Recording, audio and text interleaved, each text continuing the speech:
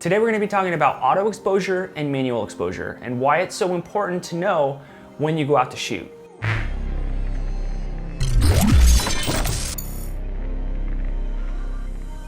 It doesn't matter if you're shooting video or photography, all of the principles are the same, and we're gonna go through a couple different scenarios of when you might wanna use manual exposure versus using auto exposure.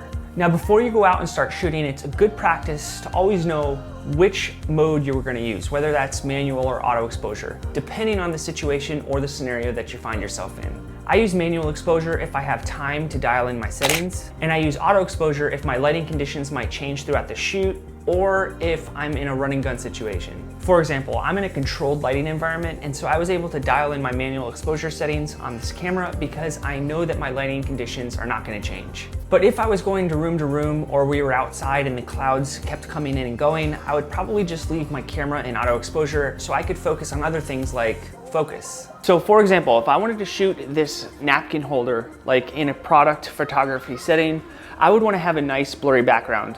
So what I would do is I would set my camera to manual exposure. Then I would take my aperture down as low as it can go, which is f1.8 for the Sony ZV-1. And then I would use my shutter speed to adjust for the brightness to make sure that my exposure compensation meter is set to 0.0. So I have my shutter speed set to 1/250 and my aperture is down at f1.8. I'm not worried about the motion blur that a higher shutter speed produces because it's a still shot and we're really wanting to get the nice blurry background with the lower aperture. So there's my angle. I'll take my shot. And now I have a nice blurry background.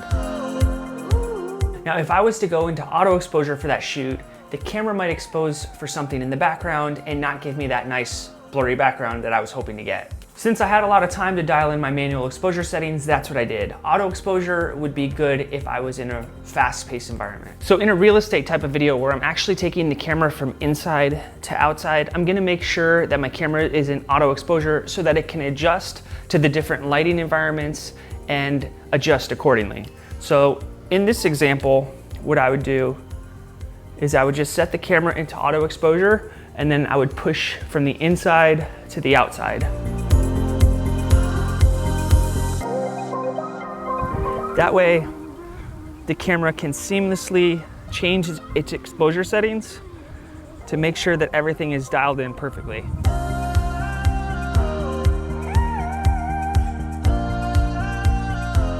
If you're a little confused on exposure, here's a quick breakdown of the 3 exposure settings. Aperture affects the depth of field. So the lower your aperture, the more blurry of a background that you're gonna get. The higher your aperture, the more clear your background's gonna be. You would want to use a lower aperture like f2.8 on product photography or portraits, or a higher aperture for things like landscape photography or real estate photography. That goes for both filmmaking and photography. Shutter speed is used to freeze motion or show motion in your image. If you want the most realistic look in your videos, then you would use the 180-degree shutter rule, which states that your shutter speed should be about double your frame rate. In this case, I'm using 24 frames per second on this particular camera, so I have my shutter speed set to 1/50. If I was in a situation where I was shooting 60 frames per second, then I would want to make sure that my shutter speed was 1/120. When it comes to photography, if you crank your shutter speed too high, then you're not going to get much motion blur in your picture. So if I was to shoot a car that was moving fast with a high shutter speed,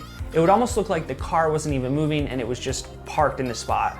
And maybe I wanted to get some motion and a little bit of blurriness to portray that it actually is moving. Then I would take my shutter speed back down so that I would get some realistic motion blur. All of these things I highly recommend you go out and test so that you can start to get a feel of which shutter speed you like for which type of motion you're shooting. ISO controls how sensitive your camera is to light. Right now I'm shooting an ISO 100, but if I was to turn off my key light,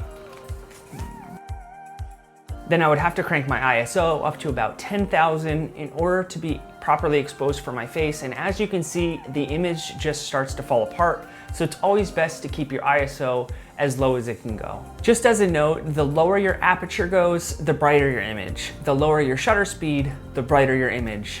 The higher your ISO, the brighter your image. Now, in this case, I'm gonna actually set my shutter speed higher because she's doing a lot of moving around with her jaw and stuff, and I want to get a good shot of her face.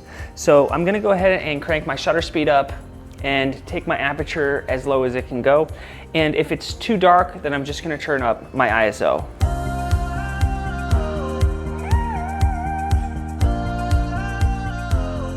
Now that we're outside, I figure it would be a good time to get a landscape shot.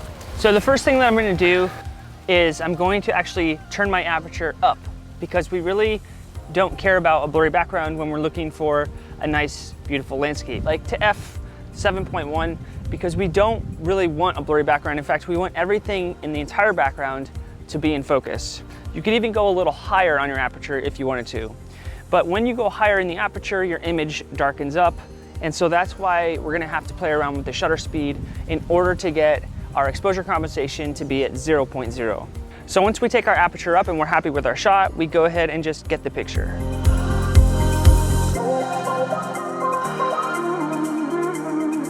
You really don't want to use auto exposure when you're shooting landscape photography, because you really want to see everything that's in the foreground and the background, and the camera might think that you're trying to expose for something like the sky or the glare in the lake.